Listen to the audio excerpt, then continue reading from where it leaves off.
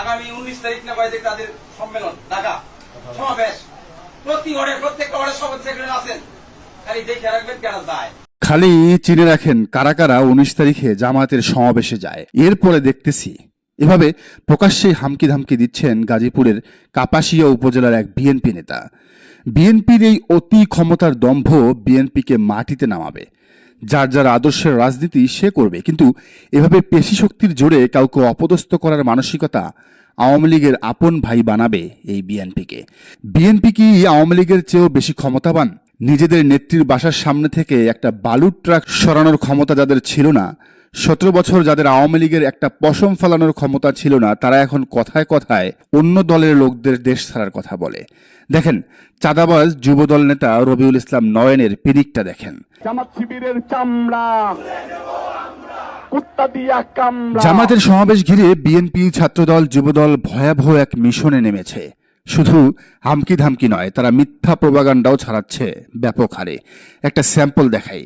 আল জাজিরার সাংবাদিক পরিচয় দেয়া জুলকারনাইন সাইরে লিখেছেন, জামাতে ইসলামীর ঐতিহাসিক মহাসমাবেশ উপলক্ষে Dhaka to Rajshahi, Dhaka to Mymensingh, Dhaka to Sirajganj রুটে আগামী 19 জুলাই 3 জোড়া ট্রেন বরাদ্দ করা হয়েছে।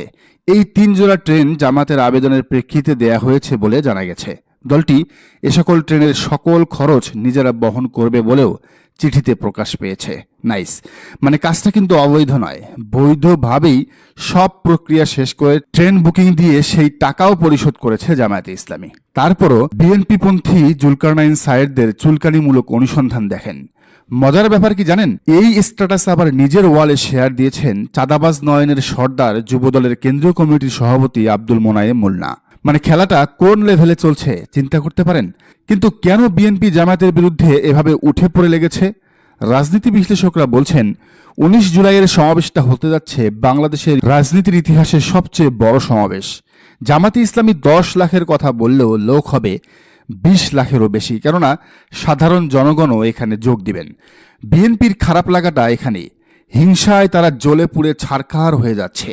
বিএনপির সমাবেশের আগে যখন খরচ জোগানোর জন্য সারা দেশে চাঁদাবাজির রেকর্ড তৈরি হয়, তখন জামাত কিনা সরকারি ট্রেনটাও টাকা দিয়ে নিচ্ছে। কোনো চাঁদাবাজি নাই, পকেট কাটাকাটি নাই। কর্মীরা নিজ খরচে বাস ভাড়া করছেন।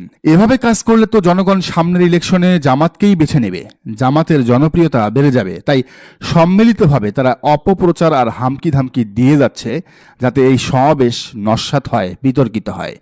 আরেকটা বড় ভয় আছে বিএনপির ভেতর। জামাতের এই সমাবেশে পিআর পদ্ধতির ইলেকশনের ব্যাপারে বড় ধরনের ঘোষণা আসবে, যেখানে প্রায় সব ইসলামী দল এমনকি নাগরিক পার্টিও সংহতি জানাবে। তাছাড়া এই সমাবেশ থেকে বিএনপি বিরোধী একটা নির্বাচন ঐক্যজোটের ঘোষণাও আসতে পারে, যেখানে থাকবে জামাত, চরমনাই সহ 90% নিবন্ধিত ইসলামী দল। আর এই সমাবেশে বিএনপির দাওয়াত না পাওয়ার ব্যাপারটি তো আছেই। তবে জামাত সংশ্লিষ্টরা বলছেন, বিএনপির এসব হামকি ধামকিকে কোনো পাত্তা দিচ্ছেন না তারা বলছেন, 17 বছর আওয়ামী লীগ আর শেখ হাসিনার মতো পাহাড় সমান শক্তিশালী সরকারও তাদের দমাতে পারেনি, সেখানে বিএনপি তো তুচ্ছ, নগণ্য। তবে বেশি বাড়াবাড়ি করলে তার ফলাফলও ভালো হবে না বলে সাফ জানিয়ে দিয়েছেন তারা। সবার এখন একটাই টার্গেট, 19 জুলাইয়ের সমাবেশ সফল করা। জামাতের এই সমাবেশে নজর আছে দেশি বিদেশি পর্যবেক্ষকদের। ধারণা করা হচ্ছে এই সমাবেশের মাধ্যমেই ঘুরে যাবে বাংলাদেশের রাজনীতির মোড়। দর্শক, আপনারও কি তাই মনে হয়? জানান কমেন্টের ঘরে। আর এই চ্যানেলে নতুন হলে অবশ্যই চ্যানেলটি সাবস্ক্রাইব করুন এবং বেল আইকনটি বাজিয়ে রাখুন।